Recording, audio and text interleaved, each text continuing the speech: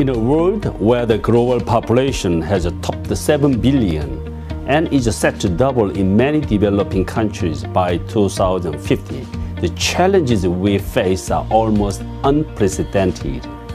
Threat of conflict, terrorism, mass mixed migration, food and water insecurity, climate change, and the widening division between the haves and have-nots loom large.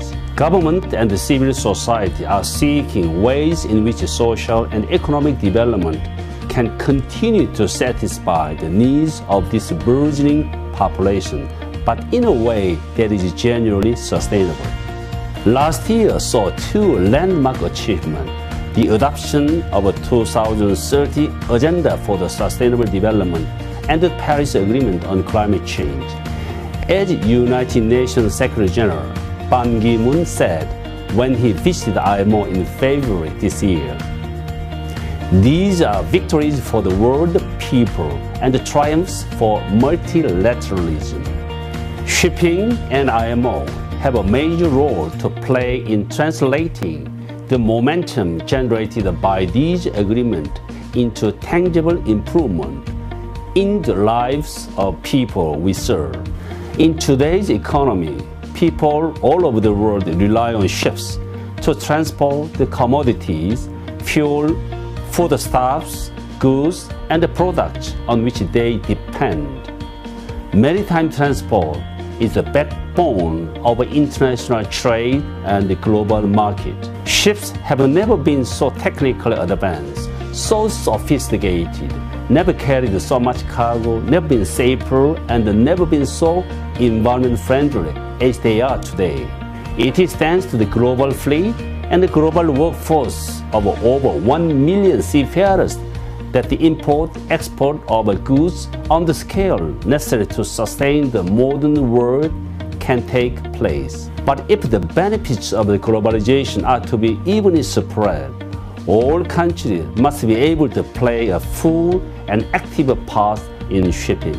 Sustainable economic growth, employment, prosperity, and stability can all be enhanced through the developing maritime trade, improving port infrastructure and efficiency, and promoting seafaring as a career, especially within the developing world. IMO's work makes a strong contribution in all of these areas. Seaborne trade brings benefits to us all through competitive freight cost.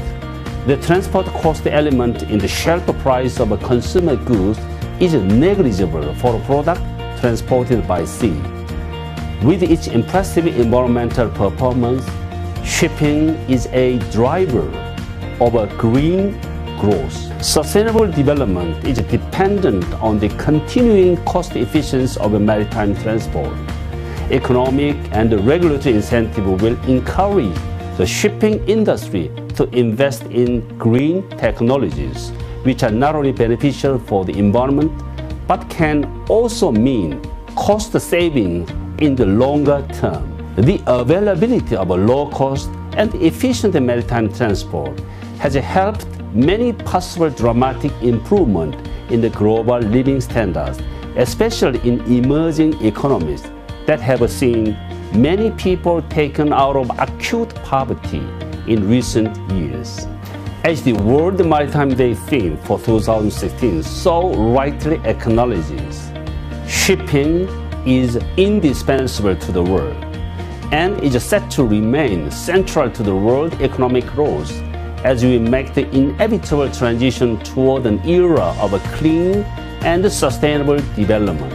This is a message that needs and deserves a wide audience. Almost everyone in the world today relies on shipping to some extent, but very few are aware of it.